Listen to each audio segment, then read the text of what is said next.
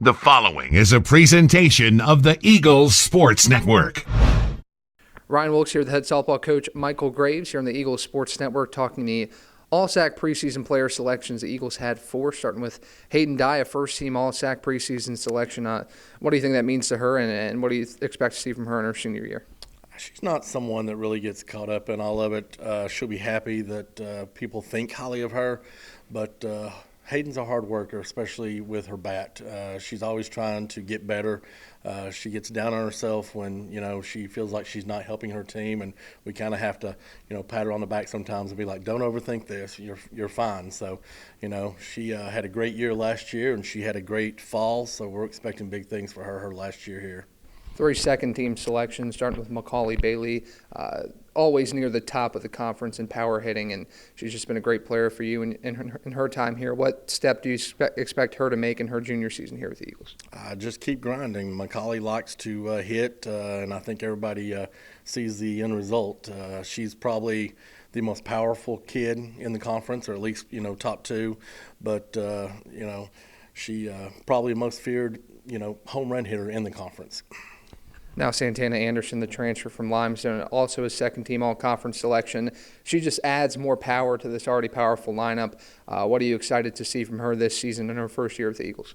I'm excited to see her in our uniform so we don't have to pitch to her. Seems like she has killed us over the years. But she came in the fall, and we slotted her in there behind Macaulay and in front of Brooklyn. And she had great power numbers in the fall, carried a high batting average, and it's just like she fits nicely, and, it's working great. So I think, our 1 through 5 hitters are as good as anybody in the country.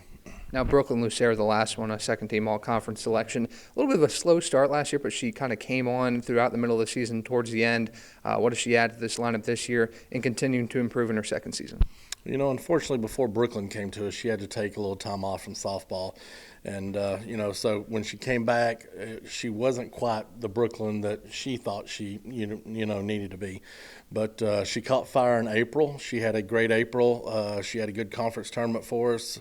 And, another good person I had, she hit well in the fall. She had more hits than she made outs. I can say that for her in the fall. So lastly, some players that maybe just missed the cut. What's your message to them to prove themselves this season and be on that list at the end of the year?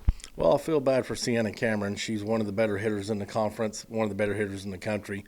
2 years ago, she was leading the country in hits, and she tore her labrum in her hip. She ended up finishing number 3 in the conference as far as batting average, but the year before she was number 6 in the conference. So she's hit over 400 the last 2 years, and unfortunately we couldn't use any of her previous stats to help her get preseason all-conference this year.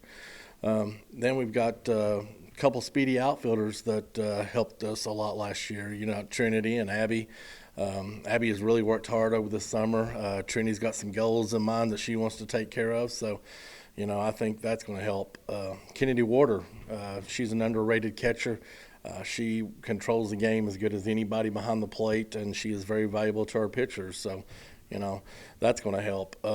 Pitching-wise, I think our pitching staff's a lot better, and hopefully we get 1 or 2 or, maybe more on the final all-conference teams. Ryan Wilkes here with head softball coach Michael Graves, talking the preseason All-SAC selections here in the South Atlantic Conference, getting ready to start the season at the end of January here on the Eagles Sports Network.